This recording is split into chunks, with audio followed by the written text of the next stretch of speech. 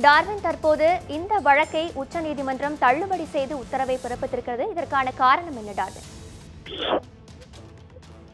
சுதர்சனா, அதாவது சென்னையை சேர்ந்த டிராபிக் ராமசாமி என்பவர் உச்சநீதிமன்றத்தில் ஒரு மனு தாக்கல் செய்திருந்தார். அதுவும் அந்த மனுவில் என்ன குறிப்பிட்டிருந்தார் என்றால், கோடநாடில் அந்த கொலை அதாவது மறைந்த முதல்வர் ஜெயலலிதா மறைந்த பின்பு அதன் பிறகு அங்கு நடைபெற்ற ஒரு கொள்ளை சம்பவத்தில் அங்கு இருக்கக்கூடிய அந்த கோடநாடு தோட்டத்தில் இருக்கக்கூடிய காவலாளி மற்றும் அதில் காவலாளி உயிரிழந்தார். அதன் பிறகு சம்பந்தப்பட்ட ஜெயலலிதாவுடைய டிரைவரான கனகராஜ் உள்ளிட்டோர் ஒருத்தர் இருந்தார். அதே போன்று சயன் மனோஜ் என்ற இந்த கூலிப்படை, அதாவது கோடநாடு கொள்ளை சம்பவத்தை அரங்கேற்றிய சயன் என்பவருடைய குடும்பமும் இந்த ஒரு விபத்தில் உயிரிழந்தது.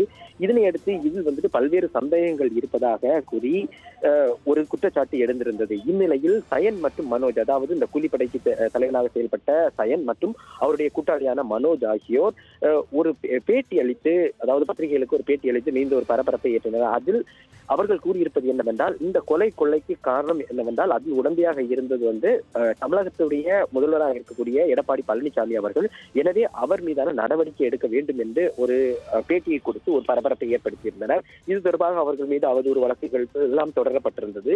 இந்நிலையில் டிராபிக் ராமசாமி, அதாவது சமூக ஆர்வலரான டிராபிக் ராமசாமி, அவருடைய வழக்கறிஞர் GS மணி மூலமாக உச்சநீதிமன்றத்தில் ஒரு மனு தாக்கல் செய்தார். அந்த மனுவில் இந்த வழக்கை பொறுத்தவரைக்கும் CBI விசாரணைக்கு ஏற்றுக்கொள்ள வேண்டும். காரணம் என்னவென்றால், ஒரு மாநிலத்தினுடைய முதல்வர் இந்த கொலை அவர் மீது குற்றம் சாட்டப்பட்டிருக்கிறது. எனவே இது தொடர்பாக தமிழக காவல்துறை விசாரித்தால் உண்மையான நிலைப்பாடு வராது. எனவே CBI மத்திய அரசின் கீழ் இயங்கும் CBI விசாரிக்க வேண்டும் என அவர் அந்த மனுவில் கூறியிருந்தார். இந்த மனுவானது இன்று தலைமை நீதிபதி தலைமையிலான அமர்வில் விசாரணைக்கு வந்தது. அப்போது நீதிபதிகள் முதலில் எடுத்த உடனே இந்த மனுவை தள்ளுபடி செய்வதாக உத்தரவிட்டனர். காரணம் என்னவென்றால், யார்